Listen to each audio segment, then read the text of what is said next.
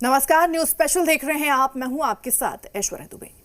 बात करेंगे बिजली के स्मार्ट मीटर लगाने की। एक तरफ जहां स्मार्ट मीटर लगाने के जगह जगह पर विरोध हो रहा है, तो वहीं दूसरी तरफ बिजली विभाग के अधिकारी अपने लिए लग्जरी इंतजाम में लगे हुए हैं। विभाग की तरफ से अधिकारियों के लिए 50 लाख रुपए तक की कीमत वाली लग्जरी गाड़ियां खरीदने के लिए टेंडर निकाला गया है। लोगों के विरोध के बीच महंगी गाड़ियों के लिए टेंडर निकाले जाने से बिजली विभाग की जमकर आलोचना हो रही है। वहीं इस टेंडर ने विपक्ष को सरकार पर हमला करने का एक बड़ा मौका दे दिया है।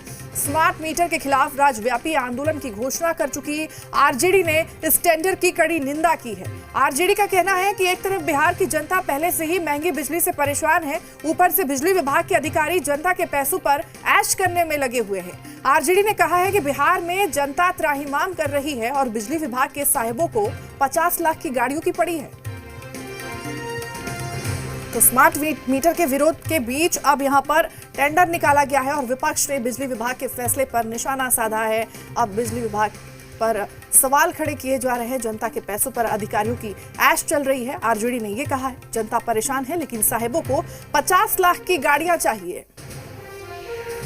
तो बिजली विभाग के फैसले की आलोचना हो रही है, जमकर इसकी आलोचना हो रही है। अधिकारियों के लिए 50 लाख की गाड़ी का टेंडर यहां पर निकाला गया है। बिजली विभाग ने यह फैसला लिया है, जिसकी जम करके अब आलोचना हो रही है। उधर बिहार विधानसभा के नेता प्रतिपक्ष तेजस्वी यादव ने स्मार्ट मीटर की उपयोगिता को लेकर सवाल उठाए हैं। उन्होंने 13 बिंदुओं के जरिए सरकार से स्मार्ट मीटर को लेकर सवाल किए हैं। एक्स पोस्ट के जरिए उन्होंने ये सवाल उठाया है। उन्होंने कहा कि स्मार्ट मीटर पर एनडीए सरकार हमारे सवालों का जवाब दे। देश भर में सबसे कम प्रति व्यक्ति आय वाले राज्य में स्मार्ट मीटर लगा बिजली दरों को दोगुना कर एवं सबसे महंगी बिजली बेच नीतीश भाजपा सरकार बिहार वासियों पर अत्याचार कर रही है। स्मार्ट मीटर के नाम पर हो रही सरकारी लूट से हर बिहार वासी त्रस्त है।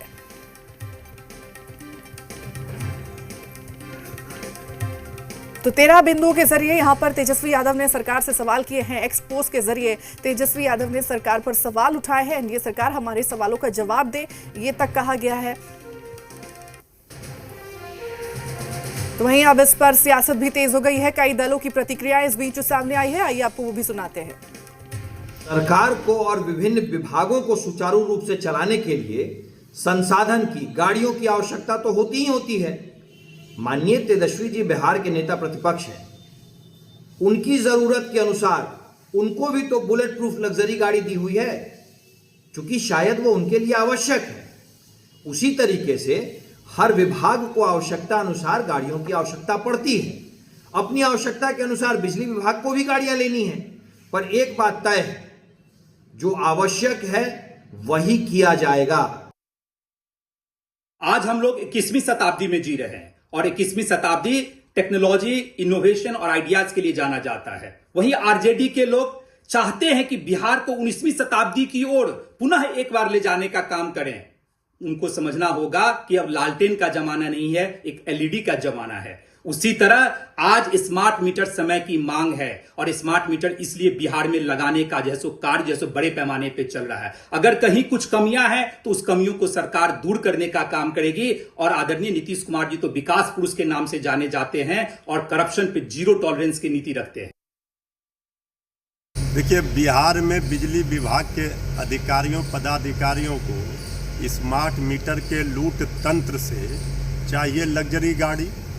और ये जो टेंडर निकाला गया है होंडा सिटी से लेकर के लग्जरी 48 गाड़ियों का, ये बता रहा है कि ये स्मार्ट मीटर के लूट तंत्र से, इस स्मार्ट लूट के माध्यम से किस तरह से अधिकारी, पदाधिकारी वहाँ लग्जरी गाड़ी पर घूमेंगे और जनता की गाड़ी कमाई को लूटेंगे। भ्रष्टाचार के आरोप में सजायाफ्ता कौन हुआ है? राष्ट्रीय जनता दल के राष्ट्रीय अध्यक्ष। लैंड फॉर जॉब के मामले में, करप्शन के मामले में ईडी और सीबीआई के सामने दंडवत कौन हो रहा है? न्यायपालिका के सामने।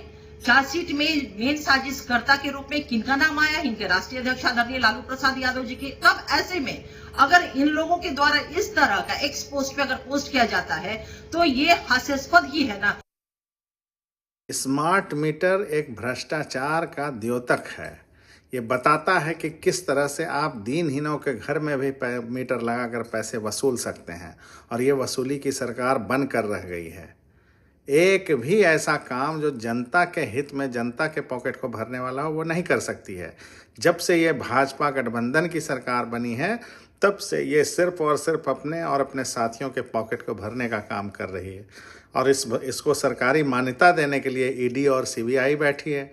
ये भाजपा की सरकार जब जब देश में आई है, राज्य में आई है, इसने सारे सिस्टम को बर्बाद कर